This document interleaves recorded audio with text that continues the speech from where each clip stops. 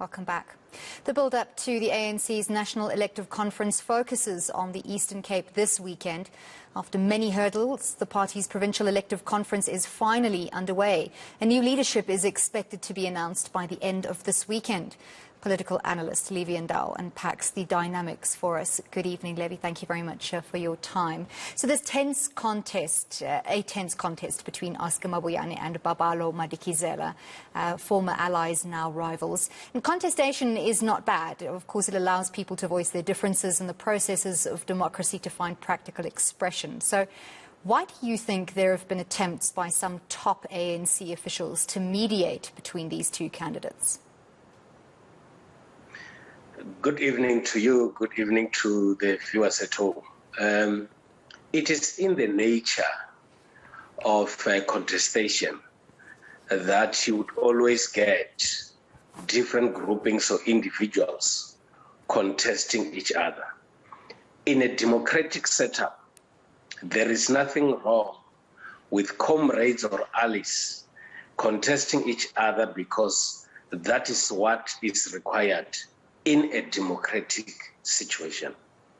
But when we look at the ANC and the contestation of power, you have then realized that in a number of conferences, either regional, provincial, and at national level, it appears as if certain groupings would get organized, lobby for certain individuals, but after the conference, they still continue to exist and they become a factional group within the party. And that has created a situation where certain groupings, especially those that appear to have lost a conference, would arrange themselves in order to ensure that those that are leading the party are not being supported, they are frustrated, and at the same time, instead of them giving them support, they sabotage them, which has got serious implications on the unity of the party and the growth of the party. And that is why we have this kind of a discussion, because contestation within the ANC has created different groupings that appear to be difficult to mend or bring them together. Levi, disputes at elective conferences, provincial and regional, have been problematic on many occasions. And in this situation, uncertainty even yesterday as to whether the conference would even go ahead. Some say that the conference may not even get past the credential stage, which we have not even reached yet as proceedings have been delayed. And of course, now there's an application for an urgent interdict to stop the conference altogether. What's your prediction about what's likely to be the outcome?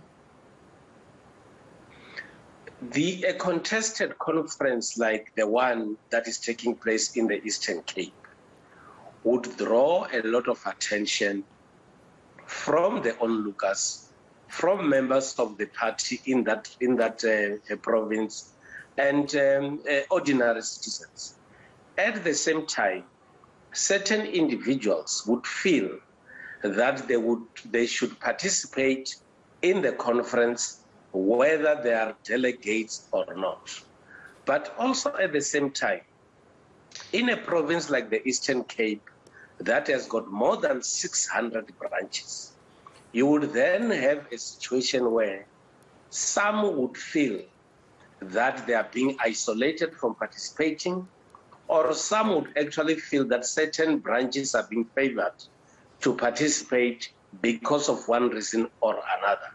But I think what is very, very crucial at this stage is that, firstly, we need to acknowledge that the conference in the Eastern Cape has been postponed on a number of occasions.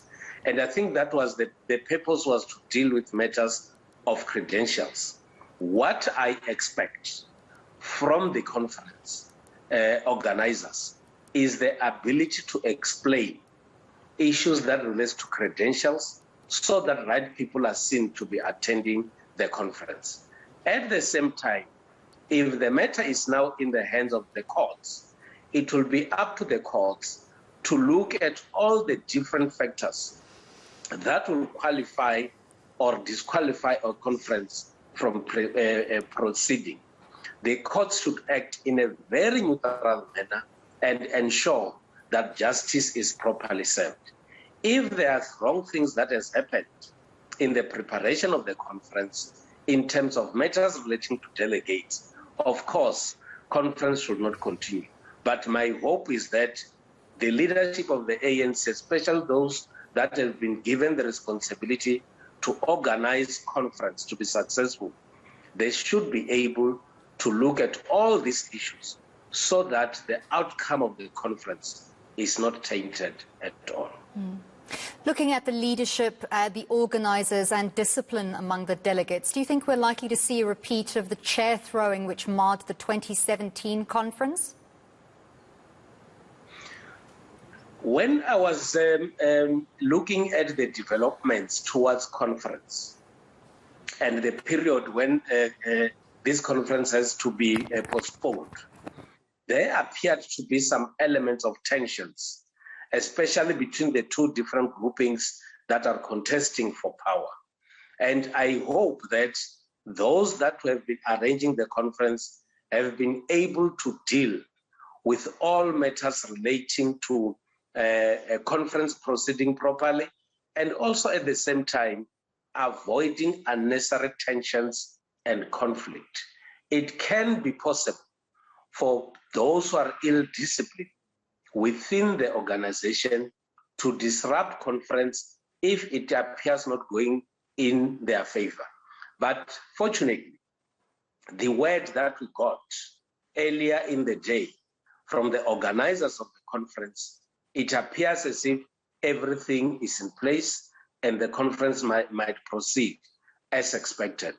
Anything can happen, of course, if there are elements that are ill-disciplined, if there are individuals that would love to disrupt conference, because those that would love to disrupt conference would actually try their best to use whatever opportunity available so that they can be able to disrupt the conference proceedings. What role does the Eastern Cape as a province play in deciding the party's overall leadership? And then let's look in that specific context also at the two to policy and all the matters relating to party activities. And of course, the direction that the Eastern Cape can take has the potential to influence decisions at national level. Big as it is, and with the caliber of people in the leadership of the ANC and the branches and the quality of the branches, regions and the province as a whole, the Eastern Cape for me has a huge role in the national politics of the ANC. And this has been the case for some time, not only about numbers, but the quality of discussions that one will get from the Eastern Cape has always been at a higher level. If you had to make a prediction between the two candidates, two favoured candidates, who would you say is going to walk away with that prized position? I've had discussions that says that there is a possibility for the different factions to come together, have a discussion so that they don't necessarily have to contest each other. And if that happens, I think that it will be in the favor of the current leader of the ANC. The reason being that he appears to have been able to unite the people of the Eastern Cape in the ANC. And in his political report, he talked about very progressive things that the leadership has actually achieved in that province. And of course, when one has been in the position, that person would always stand a better chance to retain the position. I think Oscar Mabuyane stands a much better chance to retain the position of chairperson in the Eastern Cape. Well, thank you very much for your insights. That was political analyst Aviwe Mtila speaking to us about that Eastern Cape elective conference currently.